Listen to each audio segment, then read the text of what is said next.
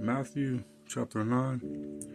And he entered into a ship, and passed over, and came into his own city.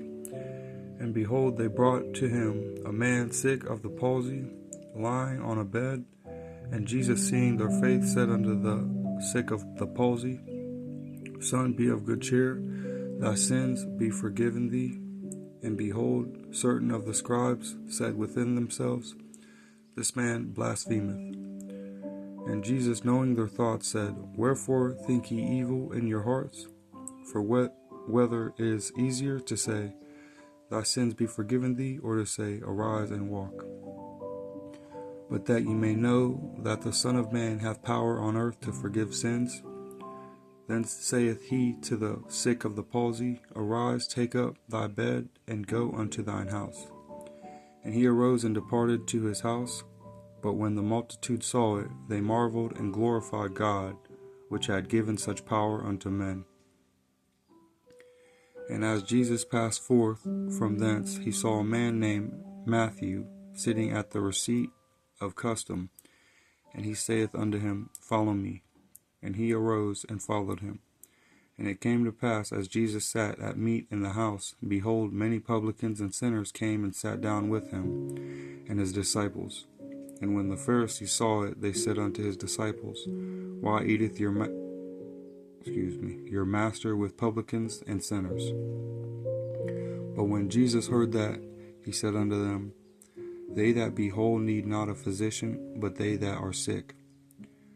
But go ye and learn what that meaneth. I will have mercy and not sacrifice. For I am come not to call the righteous, but sinners to repentance. Then came to him the disciples of John, saying, Why do we and the Pharisees fast oft, but thy disciples fast not?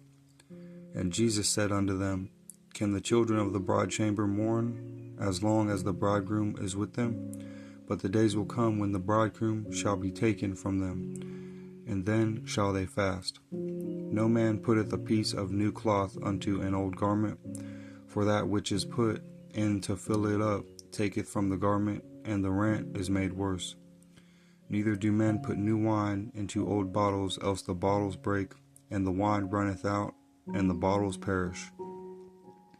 But they put new wine into new wine bottles, and both are preserved. While he spake these things unto them, behold, there came a certain ruler, and worshipped him, saying, My daughter is even now dead, but come and lay thy hand upon her, and she shall live. And Jesus arose and followed him, and so did his disciples. And behold, a woman which was diseased with an issue of blood 12 years came behind him, and touched the hem of his garment. For she said within herself, If I may but touch his garment, I shall be whole. But Jesus turned him about,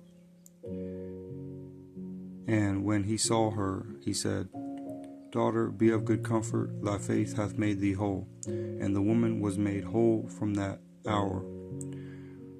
And when Jesus came into the ruler's house, and saw the minstrels and the people making a noise, he said unto them, Give place, for the maid is not dead, but sleepeth. And they laughed him to scorn. But when the people were put forth, he went in, and took her by the hand, and the maid arose. And the fame hereof went abroad into all the land.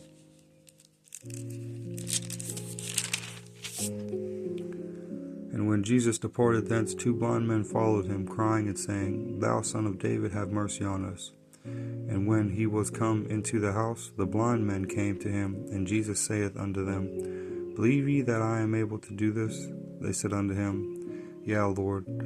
Then touched he their eyes, saying, According to your faith be it unto you. And their eyes were opened, and Jesus straitly charged them, saying, See that no man know it. But they, when they were departed, spread abroad his fame in all that country. As they went out, behold, they brought to him a dumb man possessed with the devil. And when the devil was cast out, the dumb spake, and the multitudes marveled, saying, It was never so seen in Israel. But the Pharisees said, He casteth out devils through the prince of devils. And Jesus went about all the cities and villages, teaching in their synagogues and preaching the gospel of the kingdom and healing every sickness and every disease among the people. But when he saw the multitudes, he was moved with compassion on them, because they fainted and were scattered abroad as sheep having no shepherd. Then saith he unto his disciples, The harvest truly is plenteous, but the laborers are few. Pray ye therefore the Lord of the harvest, that he will send forth laborers into his harvest.